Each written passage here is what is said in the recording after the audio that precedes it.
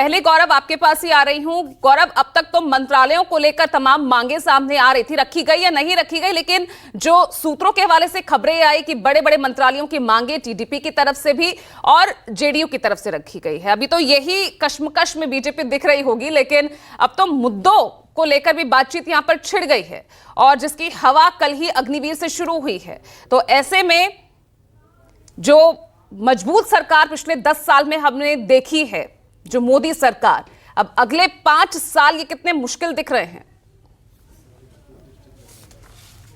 देखिए, बिल्कुल अगले 5 साल कितने मुश्किल दिख रहे हैं, इस पर आने से पहले मैं आपको बता दूं आज जो प्रक्रिया है, मैं इस वक्त संसद भवन के ठीक बाहर खड़ा हूं और यहां पे संसद के संविधान हॉल में 11:30 बजे से एनडीए के संसदीय दल की बैठक होगी, जिसमें प्रधानमंत्री नरेंद्र मोदी को सर्वसम्मति से सदन का नेता यानी लोकसभा का नेता चुना जाएगा, यानी प्रधानमंत्री चुना जाएगा। उसके बाद 14 सहयोगी दलों की चिट्ठी लेकर सहयोगी दल के नेताओं के साथ वो राष्ट्रपति भवन जाएंगे और अपना दावा पेश करेंगे। 9 तारीख को शाम में 6 बजे के आसपास शपथ ग्रहण होगा। और जो ये आपके सवाल से जुड़ता है कि किसे क्या मिलेगा, किसे क्या मंत्रालय मिलेगा, अभी उस पर लगातार बातचीत चल रही है और बीजेपी ने अपने सभी सहयोगियों से कहा है कि जिसकी जितने नंबर्स है उस हिसाब से गठबंधन धर्म का पालन करते हुए सबको उचित तरजीह दी जाएगी, सबको बराबर।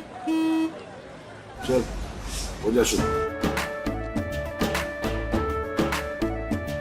केसरिया से मन जोगी हुआ रे, दिल झूमे देखो पतवारा हुआ रे, दिल झूमे देखो पतवारा हुआ रे। हर पल मनाओ केसरी त्योहार। विमल बोलो जुबान केसरी। जगह दी जाएगी और 9 तारीख को शाम में 6 बजे जब प्रधानमंत्री राष्ट्रपति भवन में शपथ लेंगे, उस वक्त उनके साथ पूरी कैबिनेट, जिसमें सहयोगी भी होंगे और अपनी पार्टी के नेता भी होंगे, सभी उनके साथ शपथ ग्रहण करेंगे और उसके बाद से तीसरी सरकार यानी कि बन जाएगी। रही मुद्दों की बात, तो जाहिर तौर पे आपने ये बात कही और अग्निवीर को लेकर और यूसीसी को लेकर, वन नेशन वन इलेक्शन को लेकर जेडीयू की तरफ से कुछ कंसर्न शो किए गए हैं, इसमें कोई दो राय नहीं है। आपको याद होगा इससे पहले ऐसा बिल्कुल भी नहीं है कि सहयोगियों की बात को अब जो स्थिति है, चूंकि बैसाखी के सहारे मोदी की सरकार चलेगी और एक बैसाखी के 2 हिस्सों में एक तरफ टीडीपी है, दूसरी तरफ जेडीयू है, एक के पास 16 सांसद है, दूसरे के पास 12 सांसद है। उचित सम्मान उनको मंत्रालय में मिलेगा। लेकिन उसके बाद जो मुद्दों की बात की, अग्निवीर की बात की, अग्निवीर को लेकर डिफेंस मिनिस्ट्री में पहले से ही रिव्यू चल रहा है।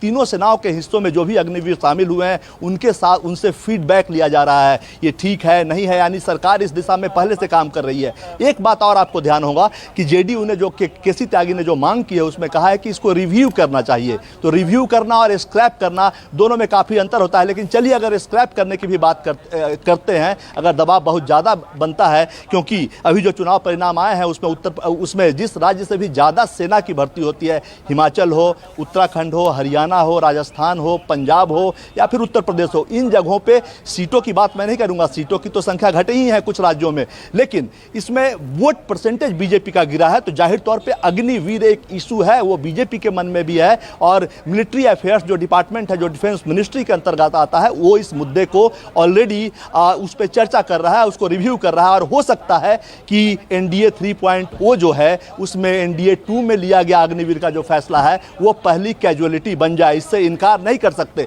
इसमें सुधार की भी संभावना है, क्योंकि इससे पहले भी सरकार का रिकॉर्ड है कि 31 अगस्त 2015 को लैंड एक्विजिशन जो कानून लाया गया था वो किसानों के विरोध की वजह से सरकार ने वापस लिया। फिर 2021-22 आप याद कीजिए, 3 कृषि बिल जो लाए थे उसे लेकर बड़ा हंगामा हुआ था और उसको भी बाद में प्रधानमंत्री नरेंद्र मोदी ने ऐलान किया कि उन तीनों बिल को निरस्त किया जाता है, वापस लिया जाता है। तो ऐसा नहीं है कि इससे पहले मजबूत जब सरकार थी उस वक्त भी बिल को वापस नहीं लिया गया है। तो अब तो बैसाखी के सहारे सरकार है, सहयोगियों के सहयोग से ये सरकार चलेगी, तो कुछ ना कुछ कमजोरी आपको दिखेगी। और अगर डिमांड होगा उससे बीजेपी को भी ऐसा लगेगा, पार्टी रिव्यू करेगी कि उसको भी खतरा है, तो हो सकता है उस पर पुनर्विचार किया जाए, उसमें कुछ संशोधन किया जाए या फिर उसको जो लैंड एक्विजिशन बिल और कृषि कानून की तरह उसको भी रद्द कर दिया जाए और जो पुरानी प्रक्रिया थी उस तरह से चले। ठीक है, ये भी देखना होगा कि क्या कुछ हो पाता है।